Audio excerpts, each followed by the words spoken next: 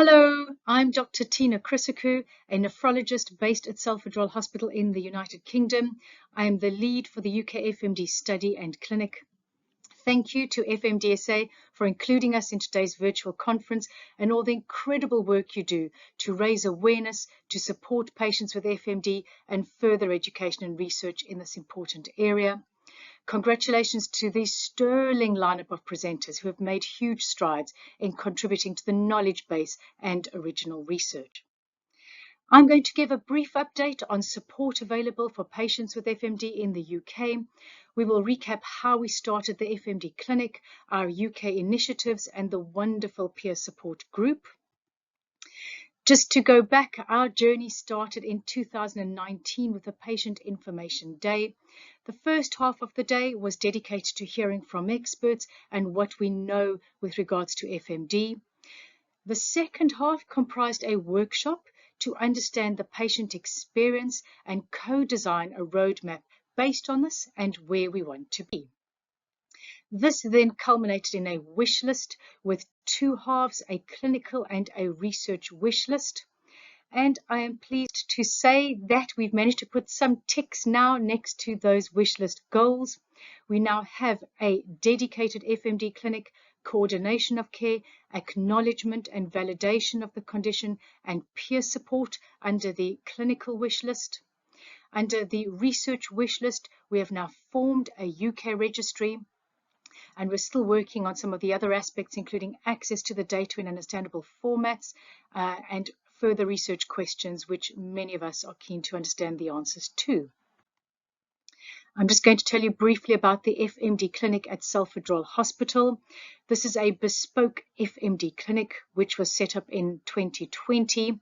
The clinic benefits from neurology, neuroradiology, interventional radiology and nephrology, and we run MDTs to make sure that all our decisions are backed up and discussed in detail.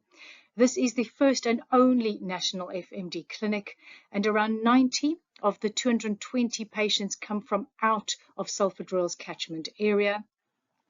What was an unexpected finding in the first 2 years of the clinic were the number of patients who did not have FMD.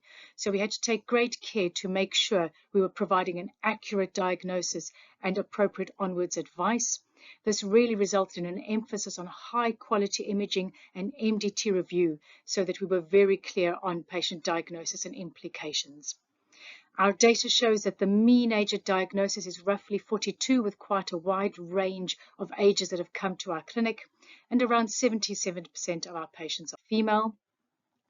This is the patient information leaflet that is sent out to patients in advance of the clinic, just to introduce the team, what happens in the clinic. So some of my colleagues are included on this. So Dr. Phil Thomas at the bottom left, he is the neurologist who runs the clinic with us at the moment. Dr. De Bayless is the consultant nephrologist who runs the clinic with me. And our interventional radiologists are Dr. Amit Hirwadkar and Dr. Ed Lake.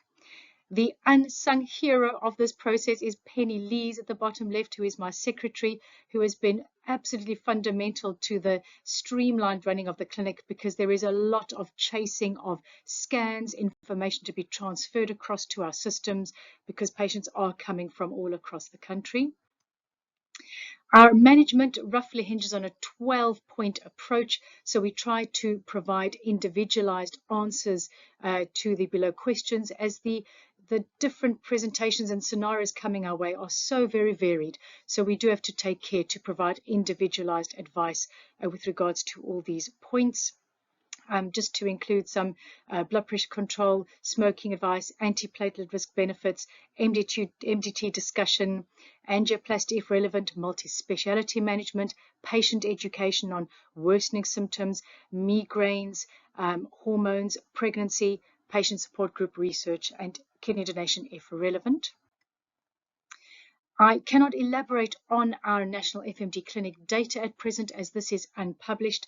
It is prospectively being collected and includes all comers to the clinic, but roughly around 80% of the patients have had a multi-vessel involvement. Appreciably, the data may change as the data set grows.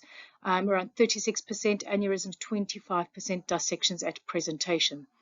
but in the overwhelming majority, we have not seen progression on follow-up. This addresses the clinical wish list. I'm now going to talk briefly with regards to the research wish list.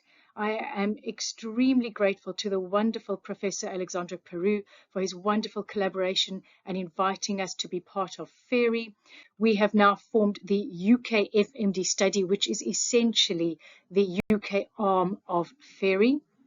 This achieved full ethical approval and started recruiting in 2023 with Salford Royal as the research sponsor. We've had funding support from the British and Irish Hypertensive Society, and we are trying to onboard various centres as time goes on. At present, we have Cambridge, Edinburgh, Epsom, St Heliers, Guy's and St Thomas's, King's and Great Ormond Street onboarded. The online data platform is the same as FAIRY's. This allows collaboration, comparison of our data, and includes more than 50 data points.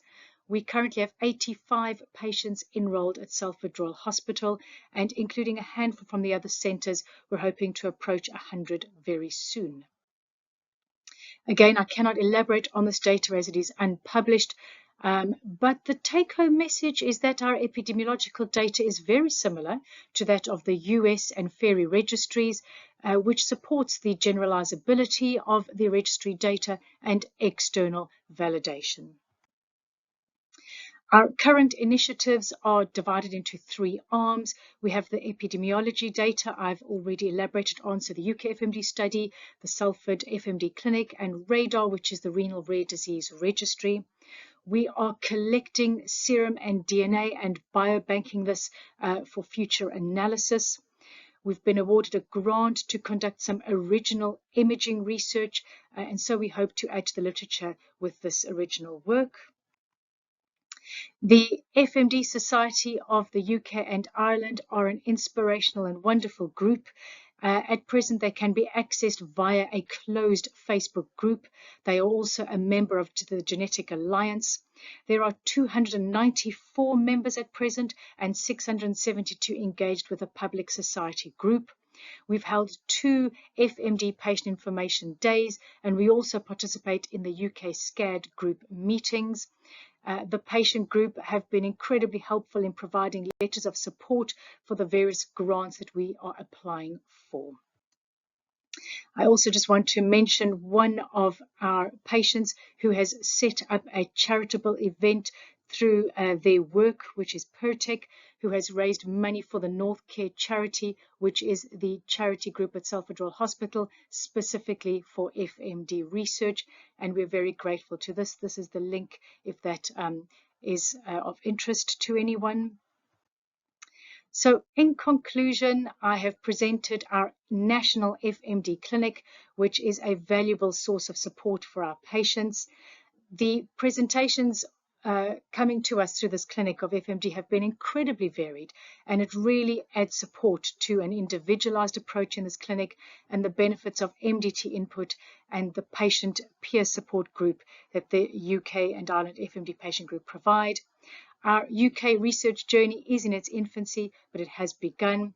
I very much look forward to hearing the presentations from today and hopefully meeting with you all soon. Thank you again.